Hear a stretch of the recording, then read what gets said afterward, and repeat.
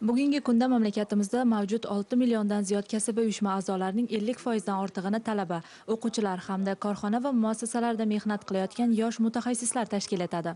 Mazkur jamoat tashkiloti tomonidan ularning ijtimoiy-iqtisodiy manfaatlari va mehnat sohasidagi huquqlarini himoya qilish bilan birga g'oya va loyihalarni ro'yobga chiqarishda ko'maklashish borasida tizimli ishlar amalga oshirilmoqda. Joriy yilda 3-marotaba o'tkazilayotgan yosh mutaxassislar 3-respublika forumi ham aynan ana shu maqsadlarga qaratilgandir.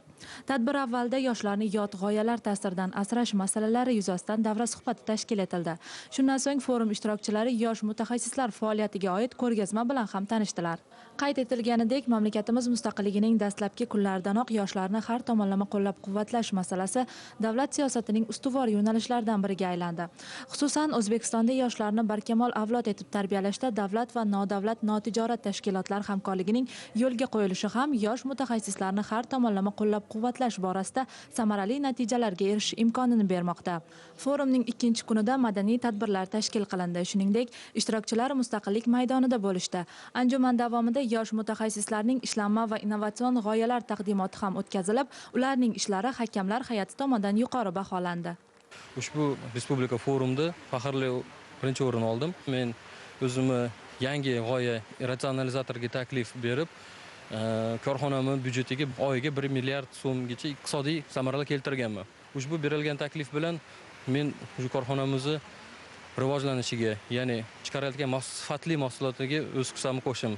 Men o'zimizning tashkilot darajasida keyinchalik tuman va shahar va respublika bosqichlarida Kasb uyushmalari federatsiyasi va bir qancha hamkor tashkilotlar tomonidan tashkil etilgan yilning eng faol yosh mutaxassis ko'rik tanlovining eng faol yosh shifokor tarmoq bosqichida g'olib bo'ldim va 2 kun mobaynida davom etgan forumda ishtirok etdim va hozir juda xursandman. Yilning eng faol yosh shifokori sifatida chet elda malaka oshirish grantini qo'lga kiritdim. Kamolat yoshlar ijod saroyida tashkil etilgan tantanali taqdirlash marosimi yosh mutaxassislar 3-respublika forumiga yakun yasadi. Tantanali tadbirda eng faol va respublikamiz iqtisodiyotini yanada rivojlantirishga munosib hissa qo'shuvchi loyiha va ishlanmalarga ega bo'lgan yosh mutaxassislardan 3 nafariga O'zbekiston kasb uyushmalari federatsiyasi grantlari topshirildi. Boshqa ishtirokchilar ham turli yo'nalishlar bo'yicha tashkilotlarning sertifikat va sovg'alari bilan taqdirlandilar. Bugungi mavzularimiz ana shulardan iborat edi. E'tiboringiz uchun tashakkur. Axborot dasturlarini kuzatib boring. Uchrashguncha xayr, omon bo'ling.